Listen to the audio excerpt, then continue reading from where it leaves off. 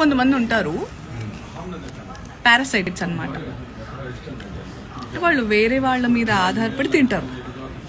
అంటే వాళ్ళని పారాసైట్స్ అంటే వేరే వాళ్ళకి డ్యామేజ్ చేస్తూ వాళ్ళ మీదే ఆధారపడి తింటూ ఉంటారనమాట. వాళ్ళు ఏం చేయొచ్చు, అదే నా ఆలోచన. ఇప్పుడు ఒకటి నన్ను నేను స్ట్రాంగ్గా చేసుకుంటే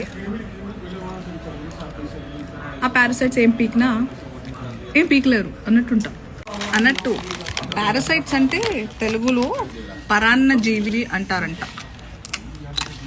వెరీ ఇంట్రెస్టింగ్. పరాన్న జీవి. ఇంకోటి, ఈ పారాసైట్స్ అన్నీ ఒకేసారి ఫసక్ అయిపోయేలాగా ఏదన్నా చూడాలి. ఇదర్ ఆ పారాసైట్స్ని ఇరాడికేట్ చేయాలి, లేదా అవి ఎంత గింజుకున్నా నాకేం ఫరక్ పడదు అనేటట్టు ఉండాలి. సమ్టైమ్స్ నాకు అలా చేయాలనిపిస్తుంది, సమ్టైమ్స్ ఇలా చేయాలనిపిస్తుంది.